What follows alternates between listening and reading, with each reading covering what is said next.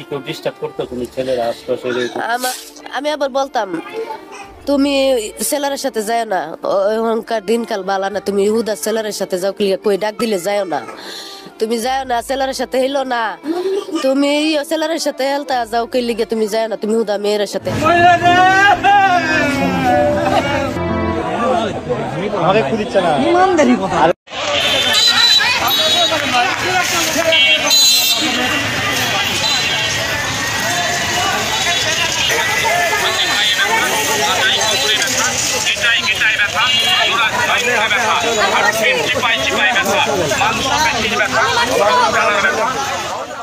দর্শক, একই ঘটনা ঘটতে চলেছে, যেখানে ময়নার তথ্য আজও পর্যন্ত বের হলো না কে তার মূল আসামি। এদিকে আবারও একইভাবে লাভা, বর্তমানে এই ঘটনাটি আবারও উঠে এসেছে। লাভাও বাড়ি থেকে বের হয়ে আর ফিরে আসেন নাই।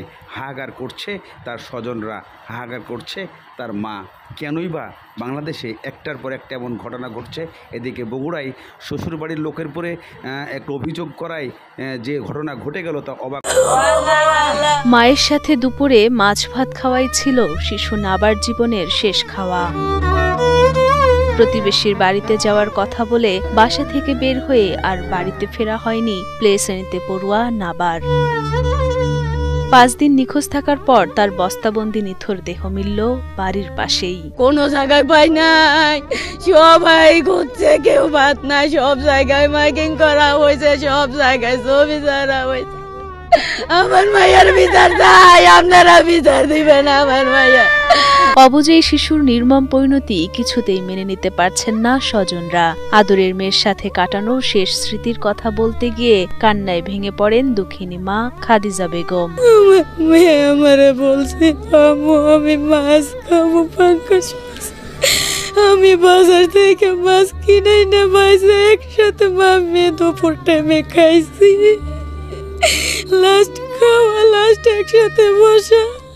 পড়া শেষ করে বলতেছে, আম্মু আমি একটু ওই বাড়ি থেকে আসি। তো আমি বলছি আচ্ছা ঠিক আছে, যাও তাড়াতাড়ি আইসা পড়বা। আচ্ছা পড়া হয়, ওর নিজের বই খাতা নিজে নিজেই সব গুছাইছে, গুছাইয়া এই জায়গায় চেয়ার উপরে রাখছে, রাইখা তারপরে ওই দরজা টান দিয়ে বাইরে চলে গেছে। জানা যায় খাদিজা বেগমের স্বামী প্রবাসে থাকায় 2 কন্যা শিশুকে নিয়ে বসবাস করতেন গাজীপুরের ধীরাশ্রমে। 9 জুলাই বুধবার প্রতিবেশীর বাড়িতে যাওয়ার কথা বলে বাসা থেকে বের হয় তার বড় মেয়ে নাবিলা কানিজ নাবা। তারপর থেকেই আর খুঁজে পাওয়া যায় না তাকে। থানায় সাধারণ ডায়েরি করার পর 5 দিন পার হলেও মেলেনি শিশু নাবার খোঁজ। পরে সোমবার বিকেলে স্থানীয়রা বাড়ির পাশে একটি বস্তা দেখতে পেয়ে সবাইকে খবর দেয় এবং বস্তার মুখ খুলতেই তারা দেখতে পায় হাত মুখ বাঁধা অবস্থায় নাবিলার মরদেহ। প্রথম আমরা দেখি যে বস্তার মধ্যে ভরা, তারপরে ওনার চাচা এসে বস্তা করছে, টান দিছে পুলিশের অনুমতিতে। পরে দেখি যে হাত পা বাঁধা, গলা গামছা বাঁধানো, আর এই বাম পা হলো কাটা। তার 2 হাত বাঁধা আর সম্ভবত মুখটা বাঁধা, মুখের থেকে নাকের ধরেন নাকটা একদম বিশ্রীভাবে হয়ে গেছে, আর ঠ্যাঙ্গের এক সাইড কাটা, এক সাইড কাটা, 2 সাইড। নিহতের পরিবারের ধারণা প্রতিবেশী কেউ এই হত্যাকাণ্ডের সাথে জড়িত। সুষ্ঠু তদন্ত করে দৃষ্টান্তমূলক শাস্তির দাবি জানান তারা। আমরা বিশ্বাস আছি এই কাম করে তাই আল্লাহর কাছে কই, মাহমুদের কাছে কই, প্রশাসনে যে বিশ্বাস কয় এই বিচারে আমরা মেনে নিব।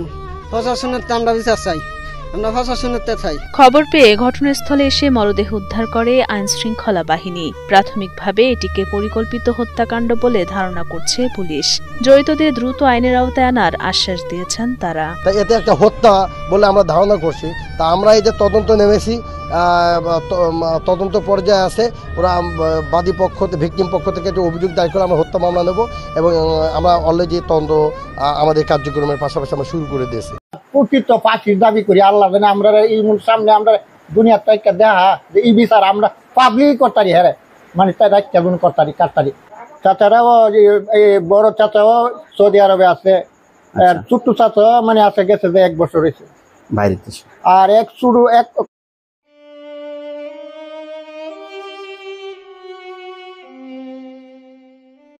আমি এখন ব্রাহ্মণবাড়িয়া জেলা সরাইল উপজেলার শাহবাজপুর গ্রামের সেই বাড়িটিতে আছি, যে বাড়িটিতে খুবই দুঃখজনক একটি ঘটনা ঘটে। আপনারা সবাই জানেন, সোশ্যাল মিডিয়াতে রীতিমতো ভাইরাল যে ময়নার ঘটনা। আমি এখন এই পর্যায়ে ময়নার বাড়িতে আছি এবং ময়নার সেই ঘরে আছি। আমার সম্মুখে যিনি বসে আছেন তিনি হচ্ছেন ময়নার ফুফা। আসসালামু আলাইকুম। ওয়ালাইকুম সালাম। আপনি কেমন আছেন? আলহামদুলিল্লাহ, রাহমাতুল্লাহি ওয়া বারাকাতুহু। আচ্ছা, এই যে সোশ্যাল মিডিয়াতে ময়নাকে নিয়ে অনেক ধরনের প্রতিবেদন দেখছি, এক একজন এক এক রকমের প্রতিবেদন করছে। প্রকৃত ঘটনা যদি আপনি আপনার মতো করে দর্শকদের জন্য যদি খুলে বলতেন, যতটুকু জানেন। আমার নাম মোহাম্মদ দন্যা। জি। আমি জানি ময়নার বাপ হইল আমার শালা। আচ্ছা। ময়না আমার বাতিজি, আমার বোনের জি। হুম। ময়নার নামে, ময়না তো মরে গেছে, এক মা বাপ মনে করেন বিদেশ পাইছে, কত কাতর কত ভাঙ্গিয়া মনে করেন টিকবার মতন না। এরপরে সোশ্যাল মিডিয়া যেভাবে মনে করেন অপবাদ তৈরি করতেছে ময়নার মার নামে, আমার বোনের নামে যে ইজ্জতে যে হানি দিছে। বোন বলতে আমার শালার বউ, আমার বোনই তো আমার। হ্যাঁ বোন, হ্যাঁ। কিন্তু ওর নামে যে অপবাদ দিতেছে সব মনে করেন এর থেকে আমরা মরে যাবো না বহুত বালা। কারণ আমাদের বাড়ি ঘর আমরা জানি, ওর কি চরিত্র, কি অবস্থা, কিভাবে চলাফেরা করে আমরা অবশ্যই জানি। কিন্তু বাইরে আল্লাহ কইতে পারবো কে ময়নার ইয়ে করছে। ময়নার ছবি তো মানে আমরা মানে এমনি বাস্তহারা। এর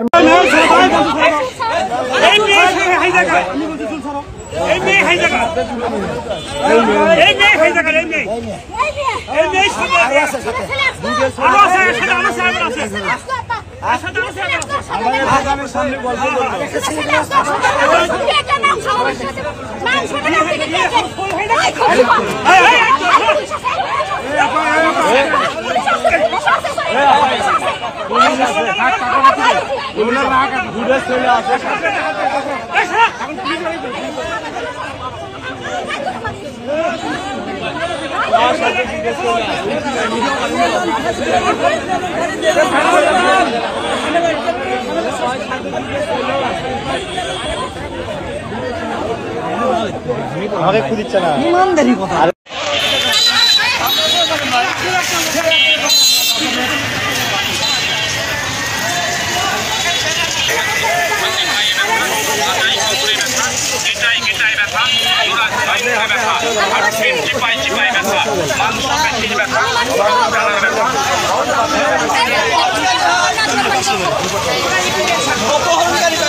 অপহরণ করছিল, অপহরণকারী আমার ভাগ্নে অপহরণ করছে।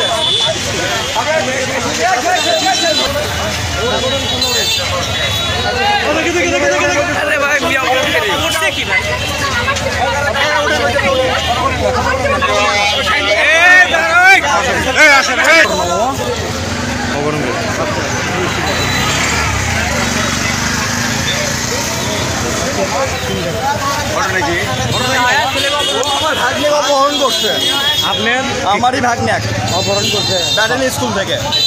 ওই নিয়ে এই ছেলে কি করে, কি বলতেছে পরে সেই 12টার থেকে জন্য 6 মাসের অন্তঃসত্ত্বা অবস্থায় নির্যাতন করে বাড়ি থেকে বের করে দেওয়ার জন্য ঘটনায় প্রশাসনের সহায়তা চেয়ে সংবাদ সম্মেলন। সাংবাদিক ভাইয়েরা, আসসালামু আলাইকুম। আমি মোহাম্মদ ববি আক্তার বৃষ্টি, পিতা মৃত আবু বক্কর শেখ, গ্রাম মধ্যঘাট, ইউনিয়ন সুখাট, উপজেলা শেরপুর, জেলা বগুড়া। আমি এইচএসসি পরীক্ষা চলাকালীন 2022 ময়না, লাভা এবং বগুড়ার শ্বশুরবাড়ির নামে এই বর্তমানে যে অভিযোগ করা এই নারী যা বলেছেন তা আসলে বর্তমান বাংলাদেশ পরিস্থিতিতে এখন শুধুমাত্রই ধর্ষণ, শুধুমাত্রই খুন, এইগুলোর কারণেই আজকে দেশের এই পরিস্থিতি। তবে কেন এই দেশের পরিস্থিতিতে এইভাবে আসছে তা এখনও খুঁজে বের করা সম্ভব হচ্ছে না। কারণ প্রত্যেকটা গ্রাম মহল্লায় চলছে একের পর এক এইভাবে ছোট 8 বছর 9 বছরের মেয়েদের ধর্ষণ এবং বড় মেয়েদের শ্বশুরবাড়ির নির্যাতন। কেন দেশে এই পরিস্থিতি? ময়নার মূল আসামি কে এটা এখনও খুঁজে বের করা যায় নাই। তবে ময়নার মায়ের কথা শুনলে আপনারা বুঝবেন ময়নার মা এর পিছনে কোনো উদ্দেশ্য লুকিয়ে রাখার